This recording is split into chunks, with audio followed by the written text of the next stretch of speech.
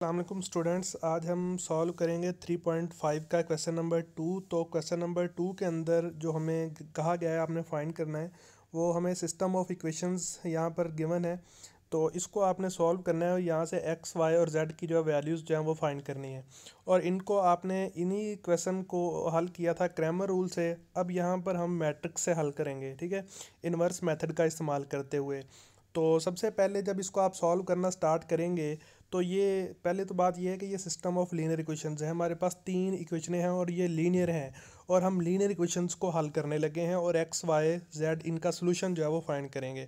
तो इसके लिए सबसे पहले मैंने इसी को जो है वो नीचे लिखा, लेकिन एक टर्म का इजाफा कर दिया। यहाँ पर देखें एक्स वाली टर्म नहीं थी तो मैंने यहाँ पर क्या लिख दिया, 0x। तो जो टर्म ना हो उसकी जगह पर आप ज़ीरो लिख सकते हैं, ठीक है। उसके बाद आप इसको जो है वो मैट्रिक्स फॉर्म में जो है वो लिखेंगे। हम इसको मैट्रिक्स फॉर्म में लिखते हैं।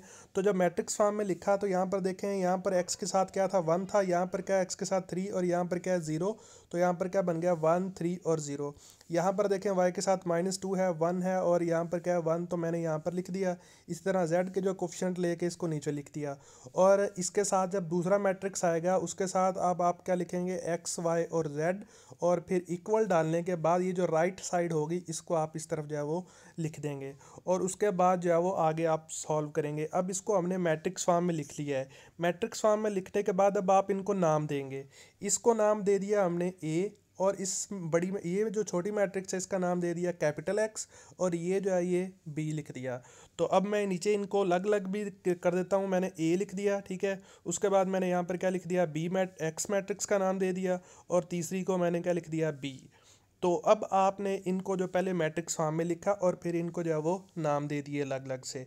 अब इसके बाद जो है वो इसको हम सॉल्व करते हैं। अब सॉल्व करने के लिए हमें ये जो x है इसकी वैल्यू फाइंड करनी है, क्योंकि इसके x के अंदर ही क्या है, एक्स वाई जेड है।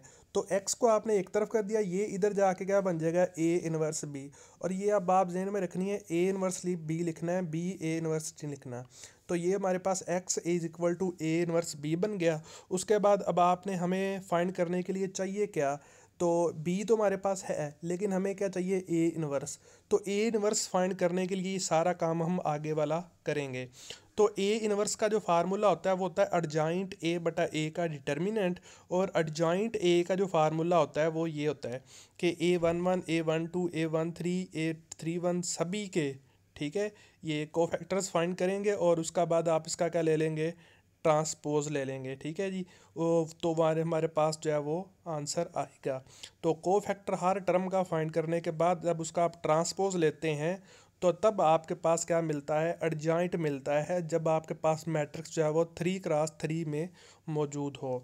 तो अब आपने करना ये है कि इसके लिए सबसे पहले तो नीचे हमारे पास क्या है, चाहिए डिटर्मिनेंट चाहिए ए इनवर्स के अंदर। तो सबसे पहले तो हम डिटर्मिनेंट फाइंड करते हैं, फिर आप इसको जो है वो सॉल्व करते हैं। तो डिटर्मिनेंट फाइंड करने का वही तरीकाकार है।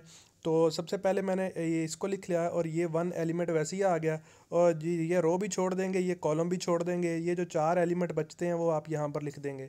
पहले प्लस है, फिर क्या आएगा माइनस, और ये फिर एलिमेंट ये वाला आएगा। जब ये एलिमेंट लिखेंगे तो ये कॉलम छोड़ देंगे और ये रो भी छोड़ देंगे। ये जो 4 एलिमेंट बचते हैं ये 4 एलिमेंट जो है वो आप लिख देंगे। इसी तरह फिर 1, और फिर जो है ये रो भी छोड़ देंगे, ये कॉलम भी छोड़ने के बाद जो है वो आपके पास ये जो 4 एलिमेंट बचेंगे वो लिखेंगे। तो इसको जो है वो आपने सॉल्व करना पहले भी सीखा था। तो ये अब आप इनको क्रॉस मल्टीप्लाई कर देंगे, ये 1 -1 से मल्टीप्लाई होगा, दरमियान में माइनस आएगा, और -2 -1 से मल्टीप्लाई होगा। इनको जो है वो स्टेप वाइज आप सॉल्व करते जाएंगे, आपके पास जो है वो ए डिटर्मिनेंट का जो आंसर मिलेगा वो ये होगा -2। तो सबसे पहले आपने क्या फाइंड कर लिया, ए डिटर्मिनेंट का जो आंसर है वो आ गया -2। तो ए इनवर्स के लिए हमें ये चाहिए था, हमने फाइंड कर लिया। अब हमें चाहिए एडजॉइंट ए। तो एडजॉइंट ए फाइंड करते हैं, उसके लिए हम चलते हैं नेक्स्ट स्लाइड पे ऊपर। तो नेक्स्ट स्लाइड के अंदर देखें तो सबसे पहले मैंने वही जो है वो एडजॉइंट का फार्मूला लिख दिया। और अब हमें क्या फाइंड करना है, सबसे पहले A11। तो इसके लिए हम सबसे पहले लिखते हैं ए, क्योंकि हमें ए तो चाहिए, ठीक है। और ए के लिए सबसे पहले हम लिखेंगे A11। तो A11 लिखने के लिए हम फाइंड करने के लिए क्या करते हैं, -1 की पावर 1 + 1। देखें ये एलिमेंट क्या है, 1 1, मतलब पहली रो का पहला एलिमेंट। तो इसका मतलब है कि कॉलम भी फर्स्ट है और रो भी फर्स्ट है। तो यहाँ पर क्या लिखेंगे, जब भी माइनर फाइंड करेंगे तो आप -1 की पावर 1 + 1 जितने जो रो और कॉलम होगी उसको पावर में लिखेंगे, और फिर वो जो एलिमेंट है ये A11 एलिमेंट है, इसको कॉलम भी छोड़ देंगे, इसका रो भी छोड़ देंगे, जो 4 बाकी एलिमेंट बचेंगे वो आप यहाँ पर पुट कर देंगे। तो इसको जो है वो आगे जो है वो आप सॉल्व करेंगे। जब आप सॉल्व करेंगे तो आपके पास आंसर जो है वो A11 का ये मिल जाएगा। इसी तरह अब आपने क्या फाइंड करना है, A12। तो देखें A12 के लिए मैंने वही किया कि -1 की पावर क्या कर दी 1 + 2, और फिर ये देखें ये जो एलिमेंट ये वाला बनता है ये वाला A12, ये कॉलम भी छोड़ देंगे, ये रो भी छोड़ देंगे। तो उसके बाद जो 4 एलिमेंट बचते हैं 3 -2 0 और -1 वो लिख दिए, और इसका आंसर क्या बन गया 3 बन गया। जब पावर ऑड हो तो ये माइनस में ही रहता है, जब पावर इवन हो तो ये माइनस जो है ये प्लस में बदल जाता है। यहाँ पर पावर इवन थी 1 + 1 तो 2 बन जाता है, इवन है तो ये माइनस प्लस में बदल गया था, लेकिन यहाँ पर 3 बनता है, ऑड है तो ये माइनस में ही रहेगा। उसके बाद नेक्स्ट चलते हैं, तो इसी तरह अब आप क्या फाइंड करेंगे A13। तो फ़र्क कुछ नहीं आएगा, अब ये एलिमेंट यहाँ पर ये है, आप क्या कर देंगे 1 + 3, और ये अब देखें ये कॉलम भी छोड़ देंगे, ये रो भी छोड़ देंगे, ये जो 4 एलिमेंट हैं वो आपने यहाँ पर लिख देने हैं। तो इसी तरह आपके पास A13 आ जाएगा। इसी तरह फिर आप क्या फाइंड करेंगे, A21 फाइंड करेंगे, A22 फाइंड करेंगे, A23 फाइंड करेंगे। इसी तरह अब आपने मतलब ये जो है वो ये A21 22 23 जो है वो इसी तरह सिर्फ क्या करना है, पावरों को जो है वो चेंज करते रहेंगे। A21 कर देंगे, और फिर यहाँ पर अगर ये एलिमेंट आता है 21 वाला तो ये रो भी छोड़ देंगे, और ये वाला जो है वो कॉलम भी छोड़ देंगे। तो एलिमेंट क्या बच गया -1 और -2 1 और 1 और -1। तो ये हमारे पास बच गया है, इसको आपने सॉल्व करना है। ये वाली टर्म आपस में मल्टीप्लाई होती है, दरमियान में माइनस और 1 और आपस में मल्टीप्लाई होते हैं, ठीक है जी। तो आप इसी तरह जो है वो ये तीनों जो है वो फाइंड कर देंगे। A22 भी फाइंड करेंगे, A23 जब 22 फाइंड करेंगे तो ये कॉलम भी छोड़ देंगे और ये रो भी छोड़ देंगे। तो जो 4 एलिमेंट बाकी बचते हैं वो कौन से हैं, 1 1 1 0 और -1। तो इसी तरह ये 2 3 फाइंड कर देंगे। फिर आगे चलते हैं, तो यहाँ पर क्या करेंगे आप 3 1 फाइंड करेंगे।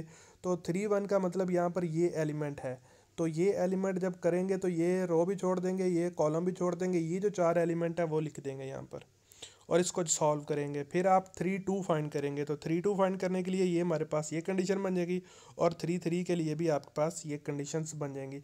तो ये जितने भी थे माइनर को फैक्टर हमने फाइंड करने थे, ये सारे मैंने आपके सामने जो है वो रख दिए हैं। सिर्फ चेंजिंग इसके अंदर क्या आ रही है कि जो एलिमेंट होगा वही उसकी जो है वो पावर बनती जाएगी, ठीक है जी।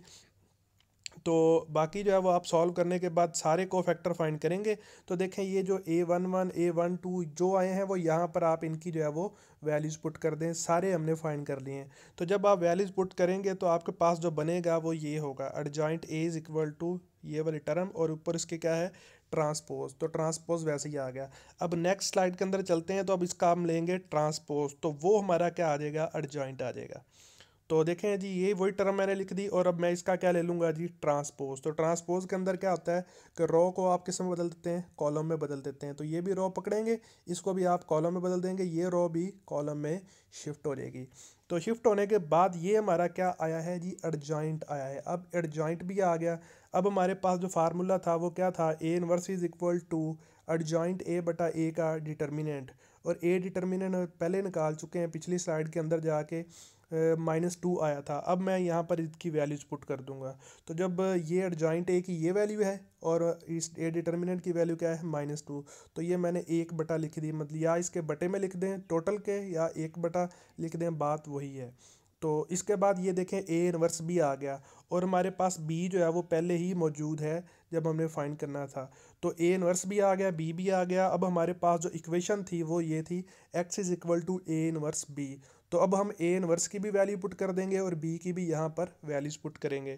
तो देखें मैं यहाँ पर वैल्यू पुट करता हूँ, x वैसे ही आ गया ये वाला, A 1 की ये वैल्यू, और ये B की वैल्यू जो है वो यहाँ पर थी जो वो मैंने पुट कर दी। जब मैं B की वैल्यू पुट कर दूंगा तो ये -1/2 तो वैसे ही आ जाएगा। अब इनको मल्टीप्लाई करेंगे, ये पहली रो पहले कॉलम से मल्टीप्लाई होगी, 1 1 से मल्टीप्लाई हुआ -1 -1 4 से मल्टीप्लाई हुआ तो 4, 3 1 से मल्टीप्लाई हुआ तो 3, तो फिर 3 -1 से मल्टीप्लाई हो गए -3, -1 4 से मल्टीप्लाई हो गए -4, 5 1 से मल्टीप्लाई हो गए 5। 3 1 से मल्टीप्लाई हो गया, -3 आ गया, ये -1 4 से मल्टीप्लाई होगा तो 4, 7 1 से मल्टीप्लाई होगा तो 7। इनको आप ऐड कर देंगे, ऐड करने के बाद जो टर्में बनेगी वो ये होंगी -2 0। अब इन टर्मों का बटा हर एक का जो है वो आप अलग अलग कर देंगे। जब आप बटा अलग अलग करेंगे तो ये वाली कंडीशन जो है वो बन जाएगी। ये -2 से कैंसिल आउट हो जाएगा, ये भी कैंसिल आउट हो जाएगा, यहाँ पर क्या बन जाएगा 0। तो आपके पास जो है वो एक्स मैट्रिक्स की जो वैल्यू है वो आपने शुरू में लिखी थी, वो क्या थी XYZ, और यहाँ पे हमें क्या मिल जाएगा 1 1 और 0। तो x किसके बराबर है 1 के, y किसके बराबर है 1 के, और z किसके इक्वल है 0 के। तो अब मैंने यहाँ पे क्या लिख दिया, x is equal to 1, y is equal to 1 और z इज इक्वल टू 0। और ये हमारे पास जो है वो इसके आंसर मिल गए। तो इस तरह आप बाकी जो दो पार्ट रहते हैं हमारे पास क्वेश्चन नंबर इसका 2 के, पार्ट 2 और 3 जो है वो आप बजाते खुद जो है वो सॉल्व करेंगे। आसान सा मेथड है, ठीक है। और इसको जो है वो आपने क्रैमर रूल से भी हल करना सीखा था, XYZ की वैल्यू निकालना। और यहाँ पर क्या है, इन्वर्स मेथड या आप मैट्रिक्स से भी कह सकते हैं। तो इसी तरह आप जो बाकी दो क्वेश्चन जो रहते हैं उनको जो है वो सॉल्व करेंगे। शुक्रिया, अल्लाह हाफिज़।